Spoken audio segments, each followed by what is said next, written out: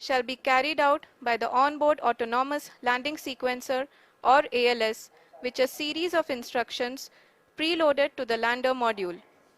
These instructions include the commands to be executed, data to be collected and analyzed, and decisions to be made and executed autonomously throughout the powered descent.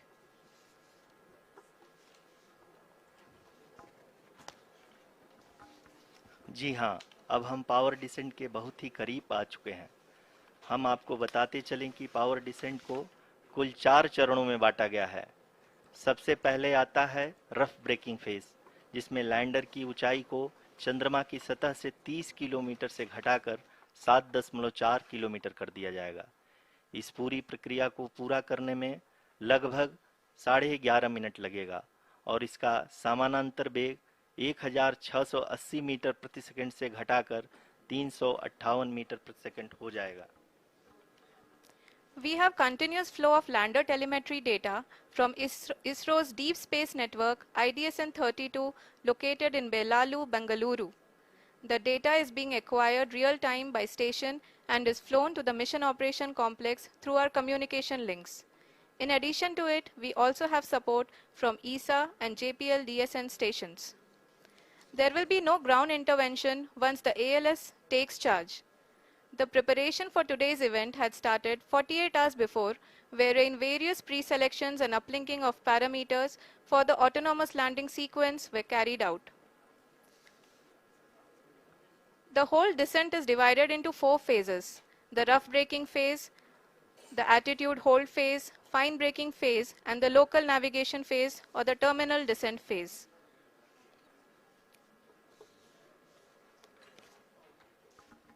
जी हाँ, attitude hold phase, जो कि power descent का दूसरा चरण है, एक बहुत ही महत्वपूर्ण फेज है। इस 10 सेकंड के स्मॉल ड्यूरेशन के दौरान लैंडर के 2 महत्वपूर्ण सेंसर कारा और लासा लैंडर की ऊंचाई की गणना करेंगे। इस फेज के पूरा होते ही लैंडर चंद्रमा के सतह से कुल 6.8 किलोमीटर की ऊंचाई पर होगा। During the rough braking phase, the lander velocity shall be brought down from 1680 meters per second to 358 meters per second. The altitude will be brought down from 30 kilometers to 7.4 kilometers at the end of rough braking.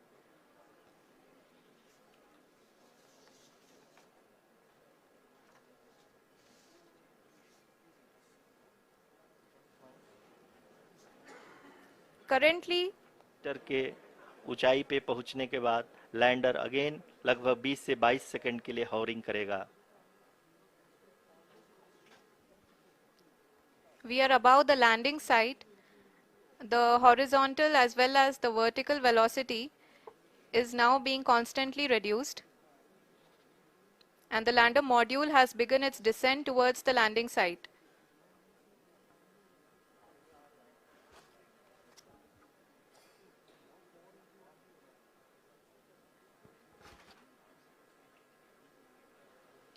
जी हाँ, आप अपने screen पे देख सकते हैं, ये जो पथ निर्धारित किया गया है, लैंडर पूरी तरह से उसी को ही फॉलो कर रहा है। इस समय हम लगभग 200 मीटर की हाइट से भी कम आ चुके हैं।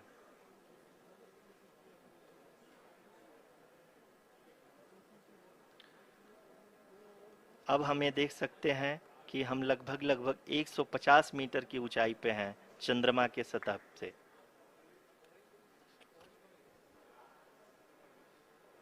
We are approaching the vertical descent phase 2, which will have the lander module hovering at nearly 150 meters above the lunar surface. जी हाँ, आप इस तालियों के गड़गड़ाहट को सुन सकते हैं, जो कि सेकंड हाइब्रिड फेज के कंप्लीट होने के बाद इन सारे वैज्ञानिकों के द्वारा की जा रही है।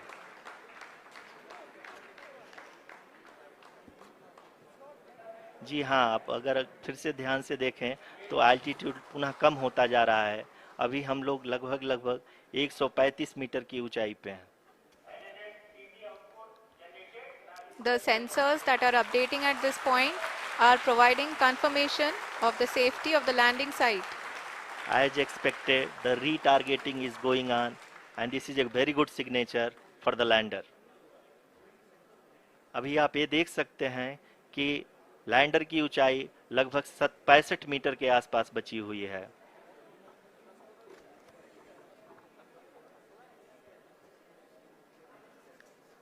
Currently, only 2 engines are now being fired, and we are nearly at zero velocity, vertical and horizontal. We were hovering, and now we are approaching the moon's surface. धीरे धीरे लैंडर की वेगमान को कम किया जा रहा है और हम अब लगभग 50 मीटर से भी कम आ चुके हैं। We can see the Honorable Prime Minister, Shri Narendra Modi ji, who is here to encourage us, and he is critically looking at the visuals.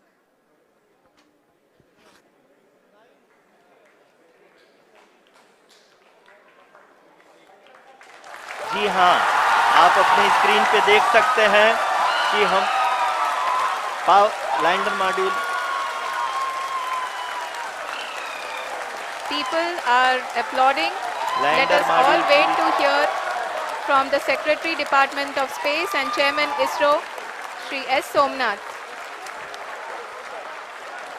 Lander module पूरी तरह से सेफली और सॉफ्टली चंद्रमा के सतह पे लैंड हो चुका है। ये हम लोगों के लिए बहुत ही गर्व की बात है। हिंदी में एक कहावत है कि चंदा मामा दूर के, लेकिन अब हम ये कह सकते हैं कि चंदा मामा अपने घर के। बहुत ही उम्दा. The hard work of the entire ISRO community has come to fruition.